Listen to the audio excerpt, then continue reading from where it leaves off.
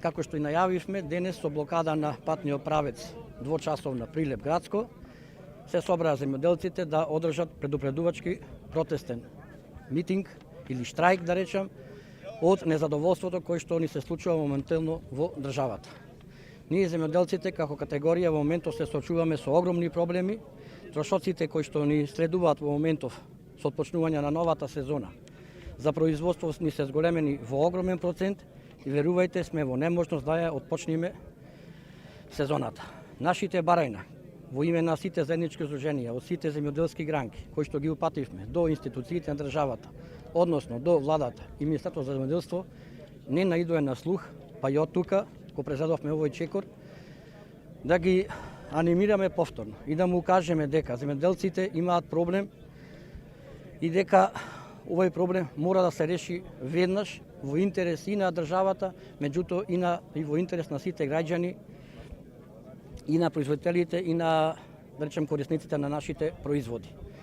Трошоците се толку зголемени што голем дел од нас ќе го редуцираат производството, а голем дел од нас и ќе го прекинат производството, односно не сме во состојба да произведуваме храна која што ќе работиме со загуби.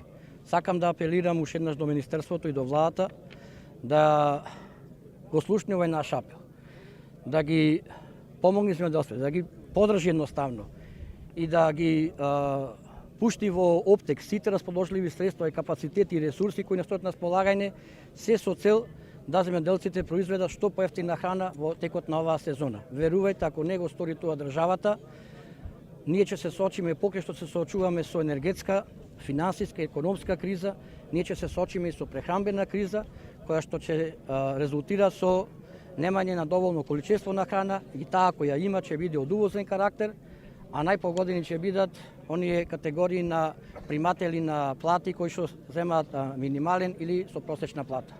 Затоа апелираме да не се случи тоа, сега е моментот за поддршка на земјоделците и затоа е организиран овој протест. Вчера беа пуштени субвенции. Што ќе значи тоа за дел од земјоделците натаму? Значи, секое одобрување на земјоделците е во добра насока. Ние ја поздравуваме таа мерка, меѓутоа да се пушти субвенција во ден пред закажан протест, најблагоречено не е коректно од страна на владата. Со тоа голем број на земјоделци се спречија да дојдат на овој протест. Исто сакам да кажам дека огромен број од нас, организаторите, во моментот се соочуваат со огромен притисок и со најдување начин да се откажат голем број на луѓе кои што сакаат да бидат учесни на овој настан. Во овој момент сакам да ги прочитам и барањата со кои што истапивме пред институциите, а кои што се во интерес и за државата и за земјоделците. Мерката зелена нафта да важи за сите земјоделски гранки и да биде 100% ослободена од акциза и ДДВ, како и промена на досегашната методологија со нова која исплатата ќе биде по литар единица површина. Важноста да почне веднаш. Итно процентуално зголемување на субвенциите во сите земјоделски гранки, со процентуално зголемување на трошоците за живот, процентуално зголемување на минималната плата и нивна исплата пред почетокот на секоја производна сезона. Субвенционирање на вештачките џубрива во сите земјоделски гранки и укинување на ДДВ за сите вештачки џубрива и хемиски препарати кои се користат во земјоделието. Субвенционирање на придонесите на сите регистрирани земјоделци во државата. Ослободување од концесија на државно земјиште, пашарина, наводнување и одводнување за ова тековна 2022 година. Изготвување на анализи за производна цена на секој земјоделски производ, како и гаранција од државата за минимална заработка на производителите од најмалку 30% од производната цена на производите, како и гарантирање на исплата од страна на трговците, односно банкарска гаранција. И покрај традиционалните пазари, државата треба итно да најди алтернативни пазари кои што верувајте во моментов не излегуваат производи кои што мора да се најди пласман. А со ситуацијата која што се најдуваме како држава и со војниот конфликт во Украина, каде нашето производство во огромен процент се пласираше на овој пазар, верувајте земјоделците кои што веќе имаат произведено роба, че нема каде да ја пласираат. Велите имате притисоци, за како вид на притисоци? По секакви основи, значи се заплашуваат луѓето, едноставно се најдуваат начини да не се појават на вакви протести кои што се во интерес на земјоделците. Во однос на оние работи кои што од Министерството ги посочија дека ќе има субвенционирање, би рекла, на џубривата и така натаму, колку е тоа веројатно и колку е тоа од помош? Секако е од помош, меѓутоа тие, да речем, моментално се насочени кон производителите на жито. Субвенции треба за сите категории на земјоделци. Вклучување тука и тутунари, вклучување тука и сточари, вклучување тука и градинари, односно за севкупно земјоделство. Значи, тие се мерки закаснети и не се доволни. Значи, треба сериозна поддршка на земјоделците. Верувајте, ако ние сега не влеземе во производство на храна, ние едноставно не ќе можеме да се прехраниме како нација, а последиците ќе ги чувствуваме сите. Исто и ние сме крајно незадоволни, исто и ние сме во една очајна состојба, значи како што е целиот аграр во Република Македонија. Направивме обид да ги мапираме проблемите, понудивме решенија до надлежното ресорно министерство, за жал тие се оглушија од нашите барања. Ние бараме едноставно да бидеме изслушани, да седнеме да разговараме, да најдеме заеднички решенија, значи одржливи решенија, да направиме стратегии, а не да се темеле нашиот опстанок да субвенции. Мислам, тоа е апсурд. Значи, држава како држава мора да постои, значи, стратегија за развој, да знаеме кој правец ќе те движиме, што ќе произведуваме, колку и за кој. Ние моментално работиме стихијно, секој по свое видување и дојдели сме до фактички до клиничка смрт на земјоделието. Ние нема да бидеме веќе во можност да си произведеме храна, да си ја преранеме нацијата, значи очигледно и вие сте сведоци дека имаме огромни површини неизорени, необработени, тоа секојдневно се намалува, младата популација се иселува од државата и граѓаните многу брзо ќе го почувствуваат тоа на сопствен грб, како што спомна Игор. Значи храната ќе биде страшно скапа, ќе јадеме храна од сумнителен, значи квалитет, ќе имаме страшни проблеми.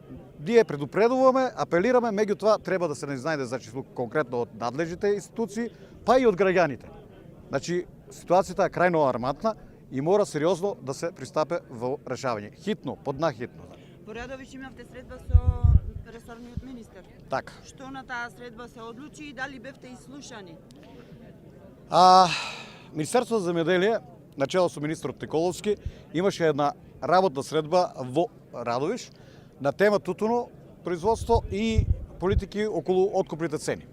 За жал, таму не најдовме на разбирање, сакавме да си ги искажеме своите ставови, не бевме изслушани, имаше си, значи, трибината свој тек, свој сценарио, едноставно на прашање беа присутни сите менаџери на откупните фирми и на прашање од страна на Министерството да ги соопштат откупните цени, откупните политики, тие се оглушија. 3 повика имаше и на 3 повика дефинитивно не кажа ни збор. Што значи и од нивна страна има апсолутно, значи имаше молк, игнорирање. Денеска еве министерот е во Штипско, а вие овде протестирате. Како го толкувате тоа? Што значи тоа за вас? А упорно барате средба и со него и со другите надлежни институции. Министерот треба да и сите институции во Македонија треба да сватат дека се у функција, треба да бидат функција на земјоделието, у функција на земјоделците, у функција на народот. Тие се наши народни избраници и треба да работат за интересот на народот, а не народ у функција на политичарите. И тоа е голапсо кај нас промашеното. Од кога бевте овде во Прилеп или и понатаму Лозарово штарството исто како и се друго тоне? Сега за сега, ние што баравме таа уште на 18.1.2022. Средба да имаме со министерот, затоа што средба се врши во Министерство за земјоделие, не се врши тука на улицата. Зошто овие луѓе тука сега да чекат да ги малтретираме, а и ние самите се малтретираме. Него во Министерство, таму кога ќе седне и ќе се разговара. Една ден нашето здружение ќе го викне, една ден друго здружение и така ќе се реши проблемот. А сега не, они се кријат, ќе викнат 5 луѓе, како во Кавадар се дошол Трајан Димковски, се скриле тамо во една канцеларија, се сликале на телефонот, али не излеват, не викат телевизија, да кажат што е проблемот, како, што има проблеми, кој проблем ќе се реши. Ако го кажат, после не може да го извршат и затоа се кријат. Значи, сакате отворена средба да ви... Сакаме ние отворена средба во Министерството, а не тука ќе дојде како министерство, црниот месец ќе се извозе, од тука па дојдете после, значи сега на малтретира и нас и луѓето ќе чекат. Него ние бараме да навикнеме Министерство за земјоделие или во владата здружение по здружение и така да разговараме за нашите проблеми. Затоа што еве сега ние од 21 немаме средба со министерот. Ние лојста почнаме да ги кроиме, еве ги скројаме, почнаме да ги врзуваме. Сега ние имавме 10 барања, затоа што ние сега произведуваме гројзе, а не знаеме колку ќе го продадеме. Затоа што треба ние со винарите до Свети Трифон да склучиме обврзувачки договори за двете страни. Која винарија колку планира да откупи, по која цена, која количина и кога ќе го исплати. Затоа што еве сега имаме во Теквишијата, че ја спомнам, Сковин груп и уште една винарија од Штип што нема уште скача динар дадено. А они му дозволија овој што е директорот на инспекторатот Зоран Шапорич.